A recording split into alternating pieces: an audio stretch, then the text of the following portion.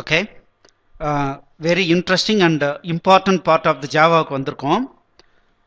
நம்ம ஏற்கனவே சில ப்ரோக்ராம்ஸ்லாம் பண்ணி நம்ம சில ப்ரோக்ராமிங் டெக்னிக்ஸை வந்து வெரிஃபை பண்ணோம்.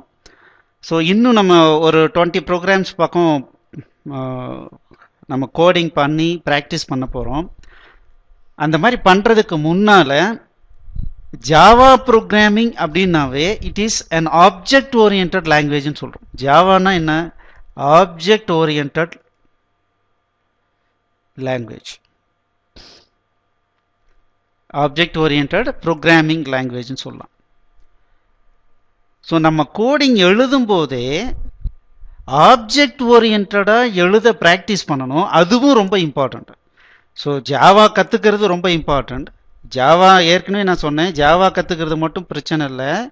ஜாவாவை யூஸ் பண்ணி நம்ம ப்ரோக்ராம் ஒரு ப்ராப்ளம் கொடுத்தாங்கன்னா ப்ரோக்ராம் பண்ணுறதுக்கு நமக்கு உடனடியாக தெரியணும். அதுக்கு நம்ம நிறைய ப்ராக்டிஸ் பண்ணணும்.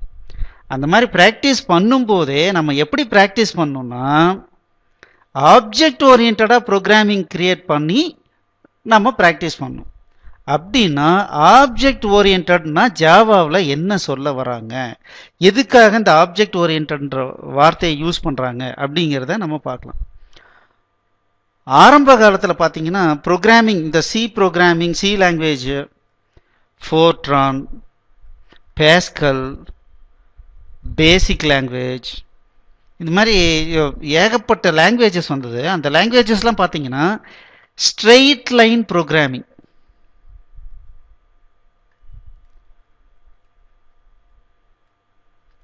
எப்படின்னா ஒரு ப்ரோக்ராம் ஸ்டார்ட் ஆகும், அப்படியே போயிட்டே இருக்கும், க்ளோஸ் ஆகிடும், அவ்வளோதான். இப்போ இதில் என்ன பிரச்சனை அப்படின்னா டேட்டா அப்படிங்கிறது ரொம்ப பிரச்சனை. ஏன்னா நம்ம நார்மலாக பார்த்தீங்கன்னா ஒரு சொல்யூஷன் அப்படின்னு எடுத்துட்டோம்னா ஒரே ஒரு ஆள் வந்து ஒரு சொல்யூஷனை உருவாக்க முடியாது. அப்போ என்ன பண்ணுவாங்க, இதை மாடியுலராக பிரிப்பாங்க. அப்போது இந்த சி லாங்குவேஜ்லாம் பார்த்தீங்கன்னா மாடியுலர் ப்ரோக்ராமை அதில் வந்து அடிஷ்னல் ஃபெசிலிட்டியாக கொடுத்தாங்க. அப்போ என்ன ஆகுனா பர்சன் ஏ அப்படிங்கிறவர் ஒரு மாடியூல் ரெடி பண்ணுறாரு, பர்சன் பி அப்படிங்கிறவர் ஒரு மாடியூல் ரெடி பண்ணுறாரு, பர்சன் சி அப்படிங்கிறவர் ஒரு மாடியூல் ரெடி பண்ணுவார். ஃபைனலாக இந்த மூணையும் கம்பைன் பண்ணி ஒரே ஒரு சொல்யூஷனாக கொடுப்பாங்க, ஒரே ஒரு எக்ஸிக்யூட்டபிளாக கொடுப்பாங்க. இதை தான் போய் ரன் பண்ணுவாங்க. இந்த மாதிரி பண்ணும்போது என்னாச்சுன்னா இவர் ஒரு வேரியபிள் மெமரியை வந்து ஒரு வேரியபிள் நேமில் யூஸ் பண்ணியிருப்பார், இவர் ஒரு வேரியபிள் யூஸ் பண்ணியிருப்பார், பட் அன்ஃபார்ச்சுனேட்டாக யாராவது ஒருத்தர் இவர் யூஸ் பண்ண அதே வேரியபிளை இவர் யூஸ் பண்ணார்னு வச்சுங்களேன், எய்தர் இவருடைய வேல்யூ ஓவர் ரைட் பண்ணுறதுக்கு சான்ஸ் இருக்குது, அல்லது இவருடைய வேல்யூ ஓவர் ரைட் பண்ணுறதுக்கு சான்ஸ் இருக்குது. அப்போ என்ன ஆகும், என்டையர் ப்ரோக்ராமுமே தப்பாக பிஹேவ் பண்ண ஆரம்பிச்சிடும். அப்படின்னா இதை எப்படி அவாய்ட் பண்ணுறது அப்படின்றத ரொம்ப கேர்ஃபுல்லாக வாட்ச் பண்ணாங்க. அந்த டைமில் தான் என்ன மெயினாக வாட்ச் பண்ணாங்கன்னா இந்த உலகத்தில் இருக்கிற ஒவ்வொரு விஷயமும் ஒரு ஆப்ஜெக்டாக இருக்குது அப்படிங்கிறத மெயினாக ஐடென்டிஃபை பண்ணாங்க. ஃபார் எக்ஸாம்பிள் ஒரு பேனா எடுத்துக்கிறோம், ஒரு பென் அப்படிங்கிறத எடுத்துக்கிறோம். அப்போது இது ரீஃபில் பென்னு வச்சுக்கோங்களேன். அப்போ ரீஃபில் பென் அப்படின்னு எடுத்துட்டோம் அப்படின்னா அதில் சில ப்ராப்பர்ட்டிஸ் இருக்குது, அது சில ஃபங்க்ஷனாலிட்டிஸ் பண்ணுது. ஒரு எக்ஸாம்பிள் பார்த்தீங்கன்னா இந்த ப்ராப்பர்ட்டிஸ் எடுத்துக்கிட்டோம்னா இது ஒரு ரீஃபில் பென், அதுக்கு ஒரு ப்ளூ கலர் கேப் இருக்கு. தென் அதுக்கப்புறம் பார்த்தீங்கன்னா அதுக்குன்னு ஒரு லென்த் இருக்கு. தென் அதுக்கப்புறம் பார்த்தீங்கன்னா அந்த ரீஃபில்னுடைய அந்த நீடில் பார்த்தீங்க அப்படின்னா ஒரு திக்னஸ் இருக்கு, நீடில் திக்னஸ் ஒன்று இருக்கு. இந்த மாதிரி வந்து சில ப்ராப்பர்ட்டிஸ் இருக்கு. இது பண்ற ஃபங்க்ஷனாலிட்டி என்னன்னா ரைட் பண்ணுது, அதை யூஸ் பண்ணி நம்ம ரைட் பண்ணலாம். அப்போ இது ஒரு ஆப்ஜெக்ட். ஒரு மேங்கோன்னு எடுத்துக்கிறோன்னு வச்சுங்களேன். ஸோ இந்த மேங்கோ எடுத்துட்டோம்னா அதுக்கு ஒரு கலர் இருக்கு, அதுக்கு ஒரு சைஸ் இருக்கு, அது ஒரு ஷேப் இருக்கு. ஸோ அதுதான் ஒரு மேங்கோ. ஸோ அது நம்ம என்ன பண்றோம், நம்ம சாப்பிட முடியுது. ஸோ இந்த மாதிரி you take anything in this world, ஒவ்வொரு ஆப்ஜெக்டையும் முக்கியமாக இந்த ரெண்டு விஷயத்தை நம்ம வந்து ஐடென்டிஃபை பண்ண முடியும். ஒரு ப்ராப்பர்ட்டி, ஒரு ஃபங்க்ஷனாலிட்டிஸ் இருக்குது. அப்போது என்கிட்ட ஒரு பேனா இருக்குது, இன்னொரு பேனா இருக்குது.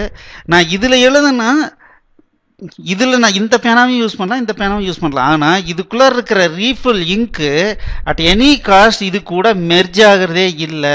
ஏன் மெர்ஜ் ஆகிறது இல்லை? Because it is a separate unit.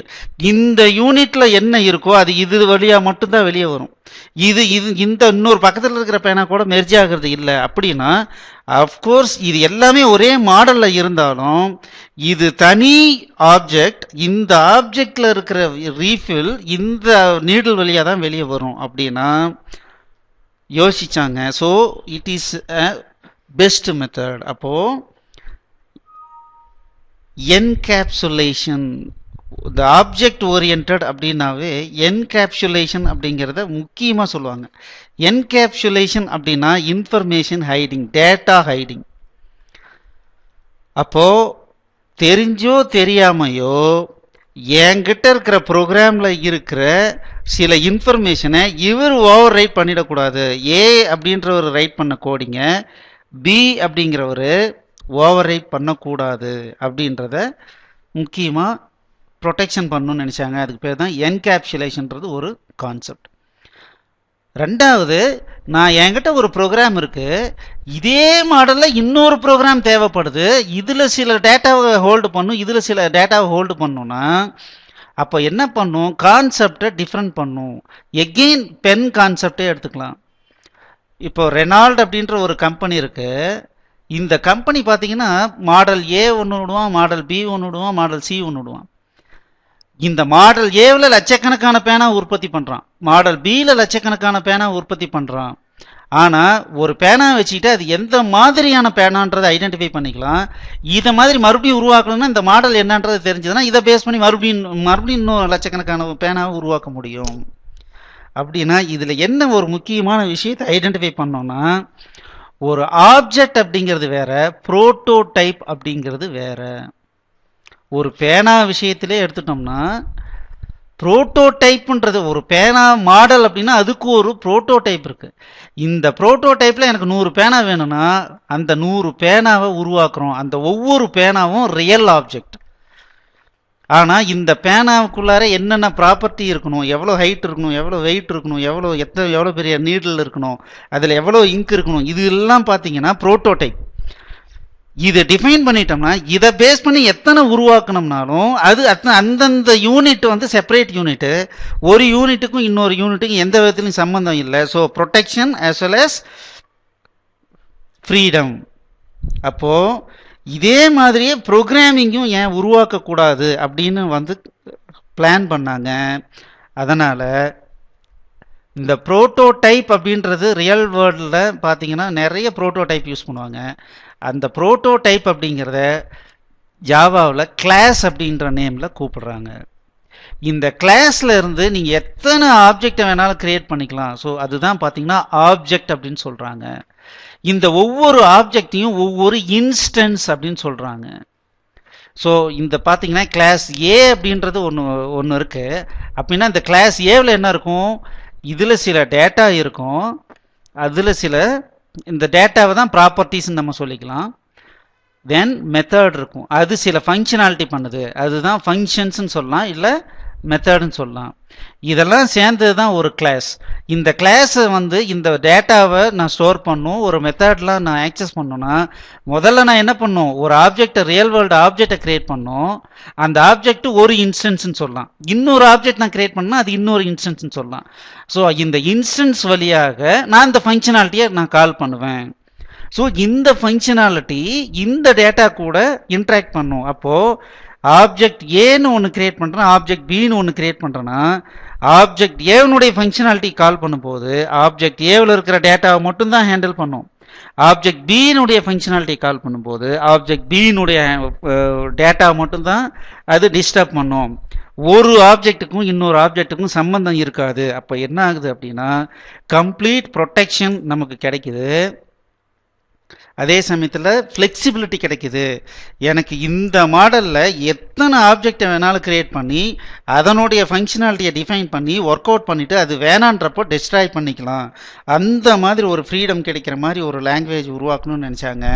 அதனால தான் ஆப்ஜெக்ட் ஓரியன்ட் ப்ரோக்ராமிங் அப்படிங்கிறத உருவாக்குனாங்க.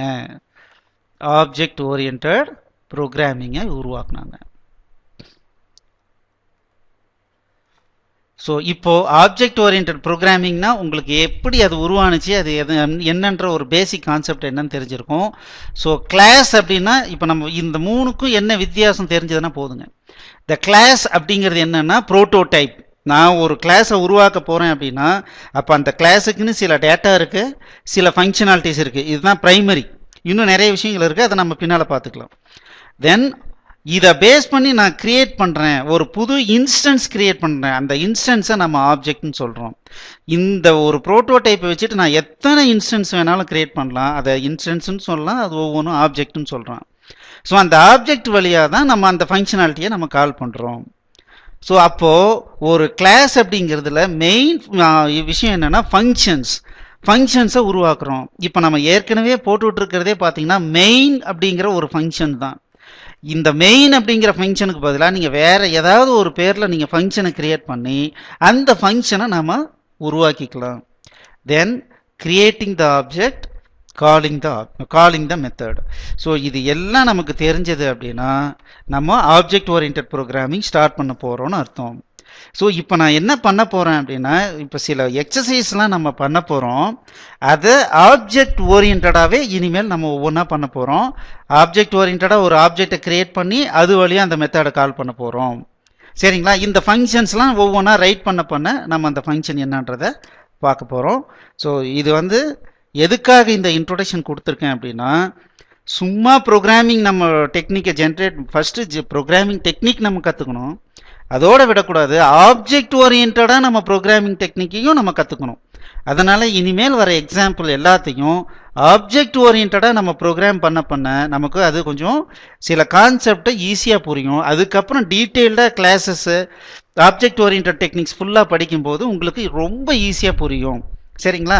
So next straight away we'll go to some practical programs. Thank you.